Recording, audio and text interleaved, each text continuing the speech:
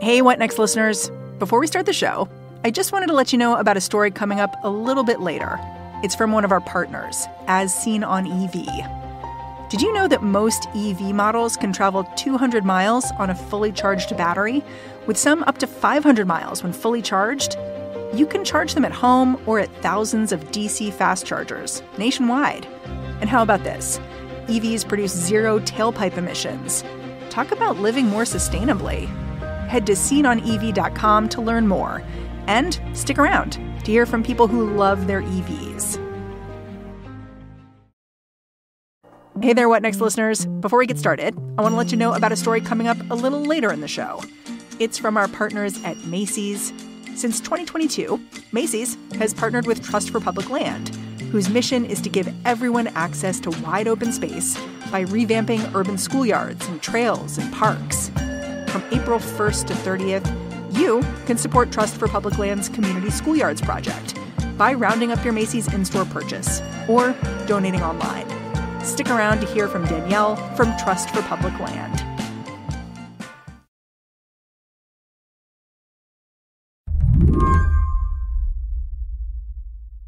Back in the 1990s, Dianne Feinstein was a trailblazer. I listened to with some interest to George's anecdote about assuming that all senators are men prior to the time you meet them. And from that perspective, in the United States Senate, as you know, there are currently 2 women. There are many of us that say that 2 are not enough.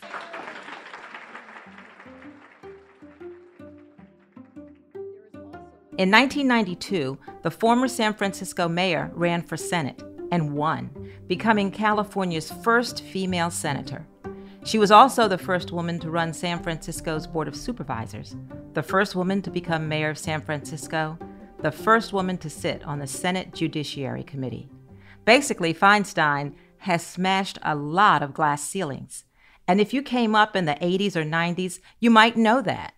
But for Gen Z, Feinstein represents something different. The government is supposed to be for the people and by the people and all for the people. You know what's interesting about this group is I've been doing this for 30 years. I know. In 2019, a viral video showed a group of young climate activists confronting Feinstein outside her office. So, maybe people should listen a little bit.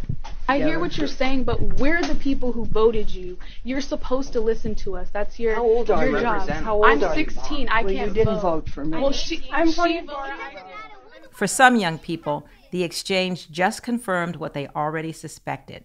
She was out of touch. The establishment. Old. Gen Z probably knows her as someone who is very old and they don't hear from a lot. That's writer Joe Garofoli. He's covered California politics for decades. My youngest daughter, I took her to see Feinstein on her last campaign, where she did the rare campaign stop for her in San Francisco, and she was booed.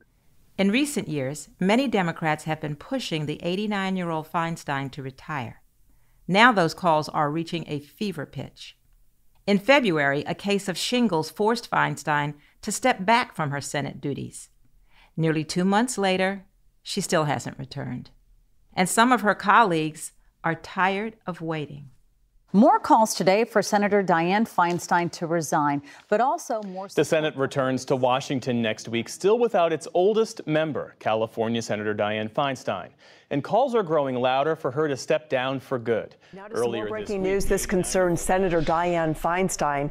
In a statement, she says she is asking to be temporarily replaced in the Senate Judiciary Committee. That request wound up going nowhere. Late Tuesday, Senate Republicans blocked the effort to temporarily replace Feinstein on the Judiciary Committee. That means Democrats are back to square one. Today on the show, the U.S. Senate is older than ever, and Feinstein is its oldest member. But should you age out of politics? And if so, who decides when that happens? I'm Mary C. Curtis, in for Mary Harris. You're listening to What Next? Stick around.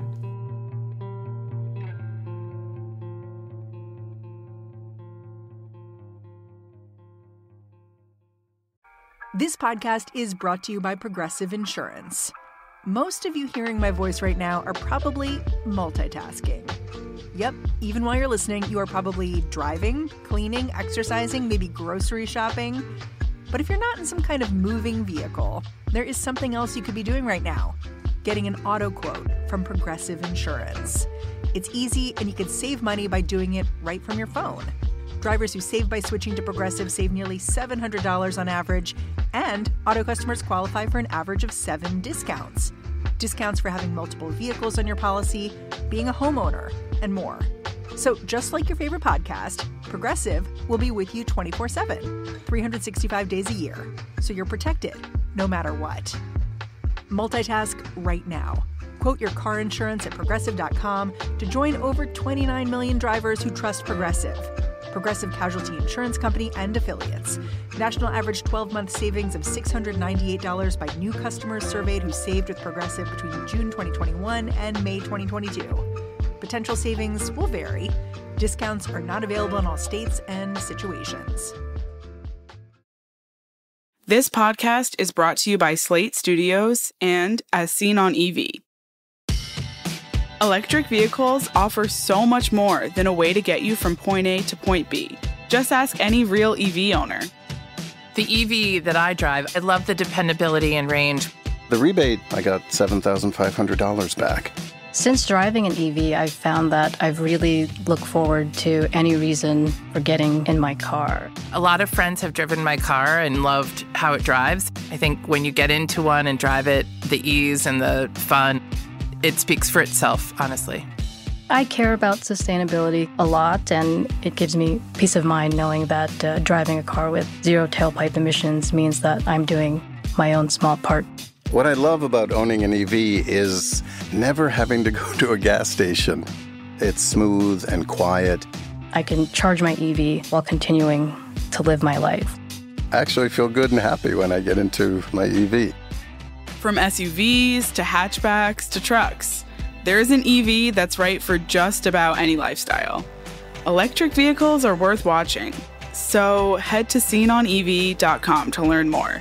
That's seenonev.com. Dianne Feinstein was elected to the San Francisco Board of Supervisors in 1969. That means she's held some kind of political office for 54 years. Joe Garofoli of the San Francisco Chronicle says, a lot has changed since the 70s, but those early years have left an indelible mark on the senator. Even in liberal San Francisco, when she was on the Board of Supervisors in the early 70s, she went out to lunch, or tried to go out to lunch, it was a private club here, and she was told, I'm sorry, you can't eat here because it's Men's Day. And so Feinstein's like, okay, well, we can call the cops and you can have me escorted out, or I can eat lunch here. And she was invariably described, I hate to say in my own home publication, the Chronicle in those days, as a raven-haired beauty. I mean, this is the era that she grew up in. And I talked to her about this, and she's like, well, that's just the way it goes. In those days, that's the way it was. She's fighting that sort of sexism from her early days. And of course, she was elected to the Board of Supervisors, tried to run for mayor twice here in San Francisco. She lost both times, and she was ready to quit politics. And that's the day of the famous assassinations here in San Francisco, where one member of the Board of Supervisors killed the mayor. Member of the Board of Supervisors, Dan White, was kicked off, and he wanted to get his old job back. The mayor said no. He shot the mayor, George Moscone, and they shot Harvey Milk, the pioneering gay rights icon, who was one of the first LGBTQ people to hold public office in that level. Both Mayor Moscone and Supervisor Harvey Milk have been shot and killed. She was appointed mayor. The guy she replaced, Moscone, was a very progressive guy, and she stepped into this. She was not necessarily friendly with the gay community in San Francisco at that point. Even then, she was a centrist figure. Could you go a little bit more into those big moves that put her on the political map, and when and why she eventually decided to run for the Senate? Well, she was a very effective mayor of San Francisco at a tumultuous time. This is the time where not only you had the assassination of the previous mayor, as we mentioned, but this is Jonestown, the mass suicide in Guyana. Many of those folks were from San Francisco. You had the burgeoning LGBTQ movement and gay rights. It was a crazy time in San Francisco. And she is a methodical politician. She would famously bring in a lot of binders of material, which she knew meticulously. So she cut a national profile. She tried to run for governor. 2 years later, she ran for Senate in the Year of the Woman. She and Barbara Boxer won, the first women to represent the Senate, and she got right to work. Yes, it wasn't just that she brought calm to San Francisco, that she was really at that point where women were demanding more representation nationally. So that's quite a legacy. Yet grumblings about her age and health have been growing over the last 5 or 6 years. Just how has she reacted to this messaging in the past? Well, a year ago, my former colleague Tal Copen and I wrote a story in the Chronicle in which we kind of put a lot of these whispers that have been heard in Washington for a long time on paper. And we had 4 senators, including 3 Democrats, 3 former Feinstein staffers, talking about how her memory was rapidly deteriorating. She was speaking at a memorial service here in San Francisco for someone she knew for many years. And she got up to speak, and she did not mention the deceased's name. And then she sat down. There were some murmurs in the crowd, and people were like, oh my God, I think she's losing it. We rarely hear from her. And that's where we are now. Well, she's 89. She's promised to retire at the end of her term, but that's nearly 2 years away. Why doesn't she want to resign? She's an institutionalist. She believes in the Senate, and she's a rule follower. She does not want to step down. Now, what it would be interesting to see is, being an institutionalist, right now she is hurting Democrats because of her absence. Without her on the Judiciary Committee, it's a 10-10 deadlock tie. One of the only things President Biden can do now, in a deadlock government in Washington, is to get his judges appointed. But she can't do that right now because of all the votes she's missed. She's missed 60 of 82 votes since she's been ill. She's stalling the pace of the Senate, and in particular, her party and her friend, Joe Biden. Well, this Senate is the oldest in recent memory. According to the Congressional Research Service, the average age of senators at the beginning of this year was 64. 64. And in 1959, 10% of Congress was over 70. And today that number is nearly 25%, like a quarter of the Senate. How much of the frustration do you think, Joe, is directed at Feinstein? And how much of it you think is more about general frustration with the aging political establishment? There's definitely some focus on Feinstein, but she definitely is standing in for that frustration from Gen X on down, pretty much. You know, Jackie Spear, who was a longtime member of Congress here in the Bay Area, she retired last year, I believe. And we said, well, you know, what would you like to see in Washington? Like to see it. She goes, well, I'd like to see not a term limit ban, an age limit. And so I was like, all right, so what age would you like to see? And she said 75. And I was like, uh-oh. So quickly went through that would wipe out about a half dozen members of Congress from California, at least, including our Speaker Emerita Pelosi, who, you know, I don't know anybody with that much energy, but she would get the boot. It is definitely a conversation, even among members of Congress. And you can see this in, you know, anytime there's any sort of technological conversation in Washington, you can just see eyes glaze over. Plus, let's be real, the demographics of Congress, age, but also race and gender, do not reflect America. And that's perhaps an even larger concern. After the break, should politicians age out of office? And is there any political will to impose an age limit?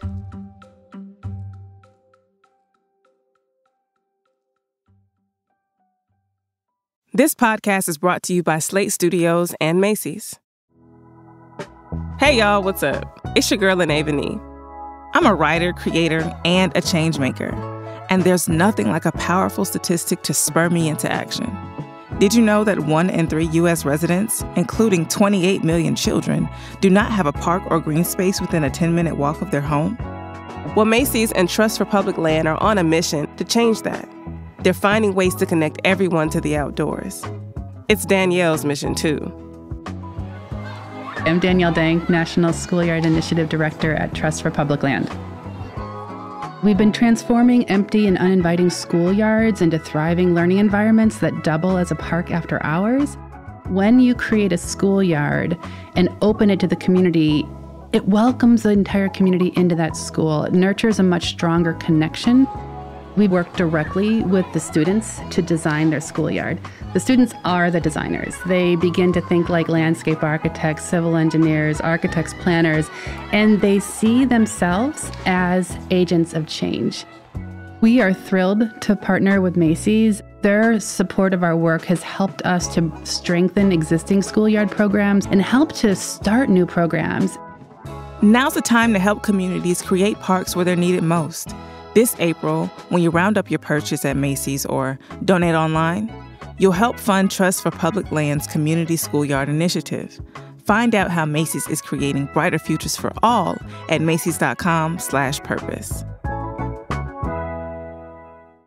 Smoothie King asks, what's that sound? That's the sound of hearts popping out of your eyes when you see Smoothie King's all-new smoothie bowls. These Power Pack beauties are just waiting to be spooned. Our smoothie bowls start with acai or pitaya and are handcrafted with fresh toppings like sliced bananas, sweet berries, ripe mangoes, crunchy Purely Elizabeth granola, and a savory peanut butter drizzle. That's the sound of a smoothie bowl being made fresh, just for you. The new Smoothie Bowls menu, only at Smoothie King. Hey Prime members, did you know you could be listening to this episode and all episodes of What Next ad-free? Avoid the ads and start listening today by downloading the Amazon Music app. A growing chorus of Democrats are calling on Feinstein to resign. That number includes California Representatives Katie Porter and Ro Khanna. And I guess my question is, why not just take the step and resign instead of going through all of these motions? But they're not the only Californians weighing in. Former House Speaker Nancy Pelosi recently told a scrum of reporters that the whole thing smacked of sexism.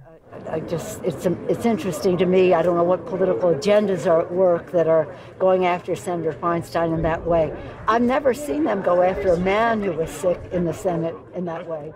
Politics writer Joe Garofoli says she may have a point. I wrote about this the other day, and I think there's definitely a point there. Pelosi came up in generally the same era as Feinstein. So she has fought through the sexism, the very blatant sexism that Feinstein did. That said, I think what's coming out now is just sort of the political expediency and urgency that Democrats feel here. They are concerned that the one thing they can do to show that they are governing, to get their voters pumped up for what's going to be, again, a very intense election year next year, is to appoint judges. And they can't do that right now because Dianne Feinstein is missing from work. That's, I think, why this has become a very pointed topic now. Not so much because it's a sexist thing, but because this is a partisan political thing. Speaking of congressional age limits, right now there are minimum age requirements, 25 for the House and 30 for the Senate, but there are actually no maximum age limits, despite the fact that polling suggests it's really a popular idea with both parties and people in both parties. You talked about Jackie Speer. What, if anything, have Feinstein and other older congressional members said about the idea of imposing an age limit? I can't recall anything that she has said about it. I think that's going to be the biggest challenge of getting something like that passed, because just like term limits, I mean, the people voting on it would be the people who would be affected by it. And it's like, you're like, oh, let me vote to put myself out of work.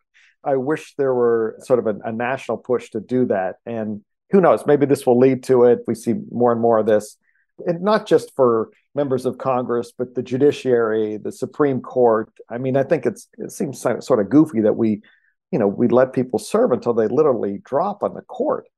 That doesn't seem like the best and the brightest are there at that point. But I don't see a national push for this at this point, or certainly one in California. We do everything first here, and I haven't heard much of that. Well, let's go to that. In recent years, charges of cognitive decline have hounded older politicians, from former President Donald Trump to current President Joe Biden. Setting aside the question of the accuracy of these charges, how big of a deal do you think it is as a politician when you're hounded by that kind of negative messaging? Oh, it's going to be, Mary, if we're having this, I would love to have this conversation with you a year from now, when we're in the middle of primary season, in the middle of debate season, and we could be facing the possibility of, what's Joe Biden now? 81-year-old Joe Biden versus 77-year-old Donald Trump. Again, I mean, talk about turning off young voters. Which one of the two old white guys are we going to vote for? If this is a rematch again, I think it's going to become a major talking point. And a lot of younger voters are going to be very frustrated about it. And they're going to be like, what? Why this? These are the two people that we were coming up with. I mean, you already hear, you see look at the polls on Biden. Many Democrats don't want him to run again. And those numbers of support for him are very low among younger voters. And I think a lot of it has to do with age. Next year at this time, I think we're going to be awash in aging politician stories. Let's get back to Feinstein. She's already said she plans to leave office after this term. Are there any obvious replacements waiting in the wings? Her term ends, right, on January 2025. It's a great Senate race, and one I'm really excited about covering, because we have three excellent candidates, very great credentials, three major candidates right now on the Democratic side. And that's Congressman Adam Schiff from the Los Angeles area, Burbank, Congresswoman Katie Porter from Orange County, and Barbara Lee, Congresswoman from Oakland here.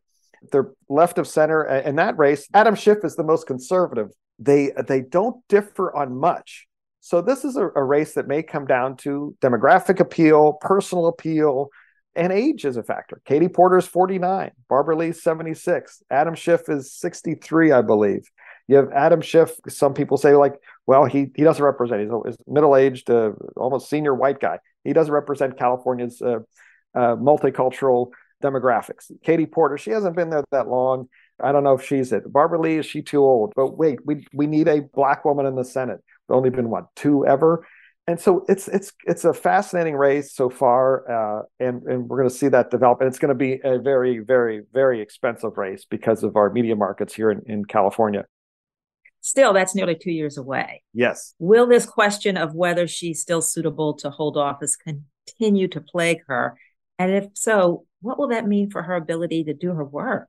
It will. It largely will. If and when she comes back to office, it will continue to plague her. For years, the last couple of years, Mary, as you know, these questions have kind of dogged Feinstein about mental acuity and stuff. And her defenders would always say, well, at least she's a reliable Democratic vote. Well, now she's not. She's not a vote. She's not voting. And as long as she's not voting, it's going to be an issue. Everyone ages differently. It's not like, that's the one thing about an age ban. It's like, well, there could be Nancy Pelosi could run circles around, most people I know. But how many Nancy Pelosi's are there? And if anything and anyone gets in Feinstein's ear about resigning, do you think it will be with the argument that Ruth Bader Ginsburg, she had this incredible legacy, but so many people, the thing they talk about is, why didn't she leave sooner? That it would be about, you have this legacy.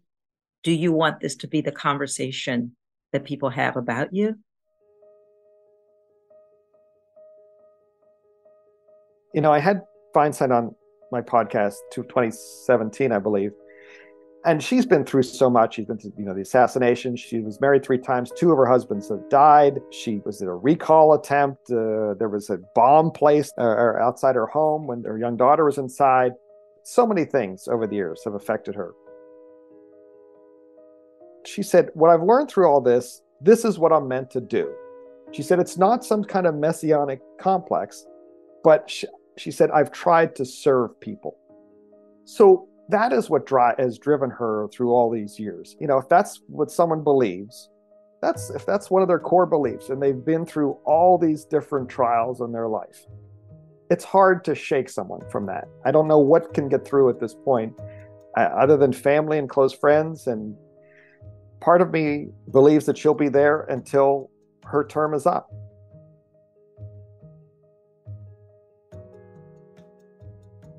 Well, I want to thank you, Joe Garofoli, for coming on What Next? Well, thank you for having me. This was fun. Joe Garofoli is the San Francisco Chronicle senior political writer covering national and state politics. He's also the host of the podcast, It's All Political on Fifth and Mission. That's the show. If you're a fan of What Next, the best way to support our work is to join Slate Plus. Go to slate.com/whatnextplus to sign up. What Next is produced by Elena Schwartz, Anna Phillips, Paige Osborne, and Madeline Ducharme. We're getting help from Laura Spencer. We're led by Alicia Montgomery with a little help from Susan Matthews. Ben Richmond is the Senior Director of Podcast Operations here at Slate. And I'm Mary C. Curtis, columnist at Roll Call and host of its Equal Time podcast, filling in for Mary Harris. Find me on Twitter. I'm at mcurtisnc3. Thanks for listening. Talk to you soon.